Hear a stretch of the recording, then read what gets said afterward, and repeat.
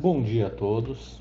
Retomando então e para concluirmos concluir não, dar encaminhamento ao final da parte de estabelecimento empresarial, nós vamos continuar tratando da locação, da proteção ao ponto e da retomada do ponto por parte do proprietário do imóvel.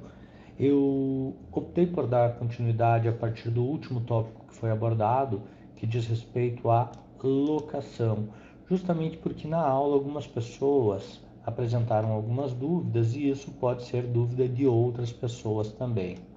Então, pessoal, olha o que diz o 1148 do Código Civil. Salvo disposição em contrário, a transferência importa a subrogação do adquirente nos contratos estipulados para a exploração do estabelecimento, se não tiverem caráter pessoal, podendo os terceiros rescindir o contrato em 90 dias a partir da publicação da transferência, se ocorrer justa causa, ressalvado nesse caso a responsabilidade do alienante. Ponto principal aqui, nós estamos tratando de trespasse.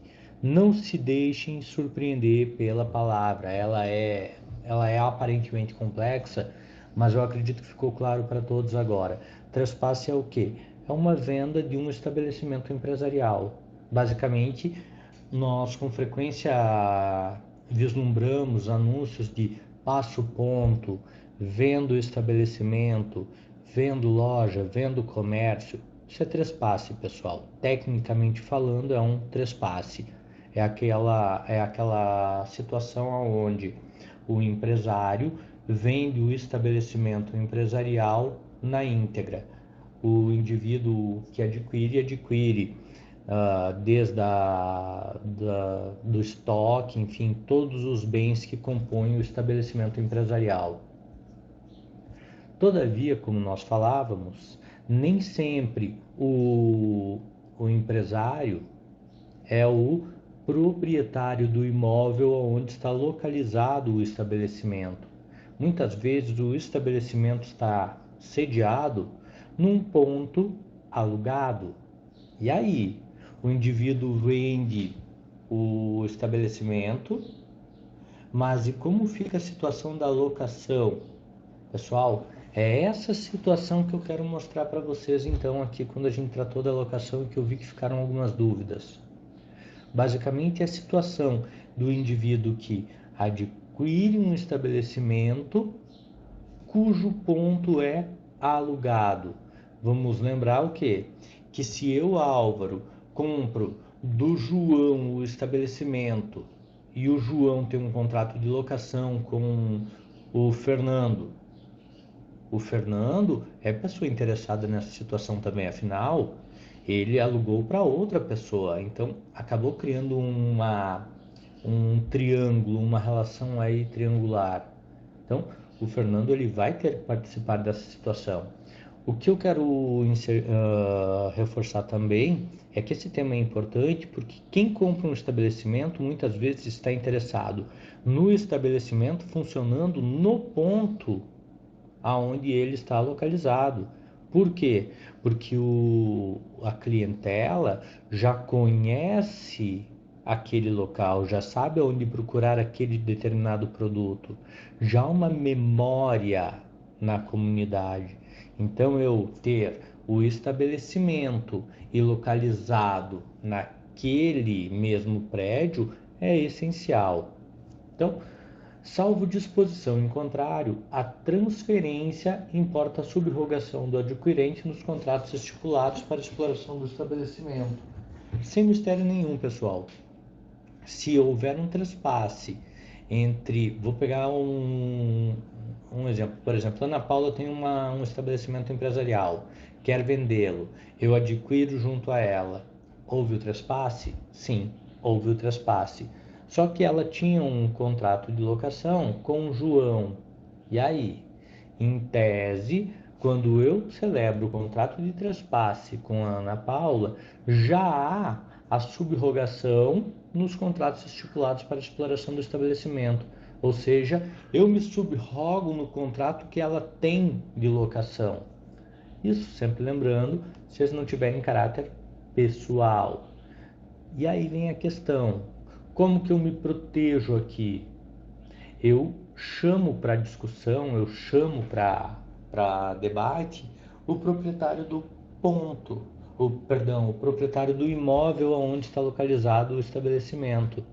Então, o ideal é o quê?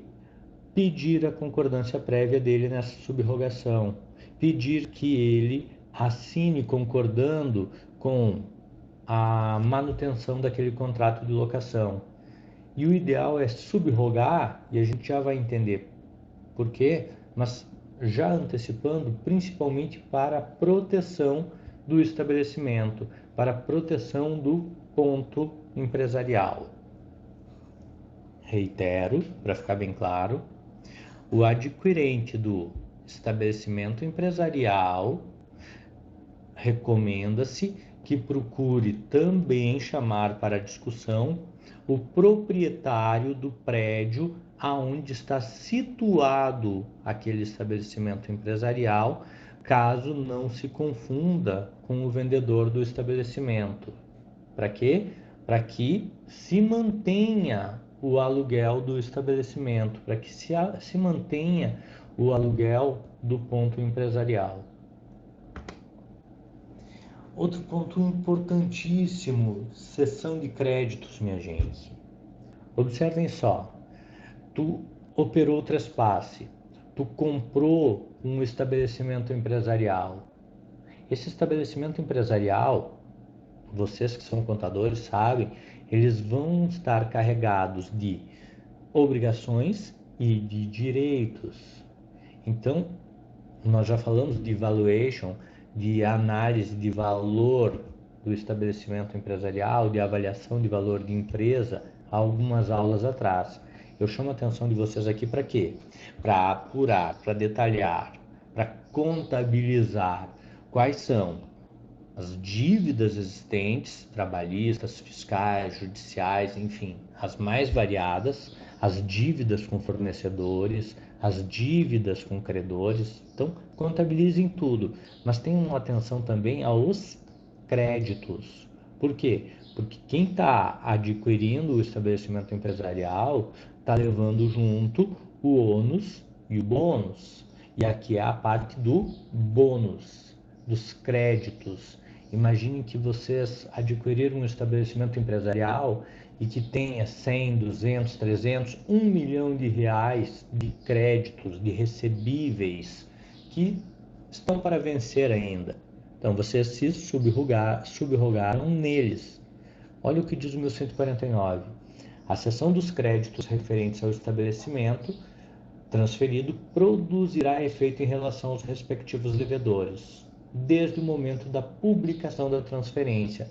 Importantíssimo, então, vocês, quando a gente já viu isso lá no trespasse, celebrou o trespasse, leva registro na junta comercial e publica no Diário Oficial. Publicou no Diário Oficial, o crédito passa a ser do adquirente e os devedores passam a ter a sua relação diretamente com o subrogado. Resumo da história, os devedores passam a ser devedores dos novos proprietários. Por quê? Porque é uma relação empresarial.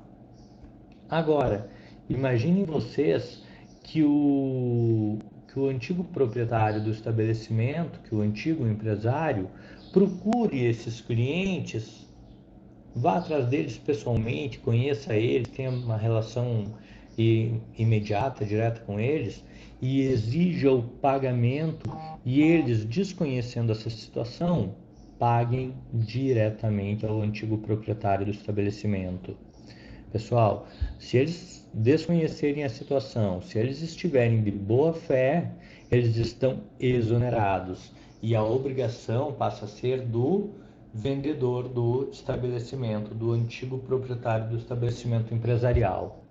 Então, só para ficar bem claro aqui, eu, Álvaro, compro de Miguel o estabelecimento e a Joana, a Maria e a Fernanda deviam à empresa de Miguel.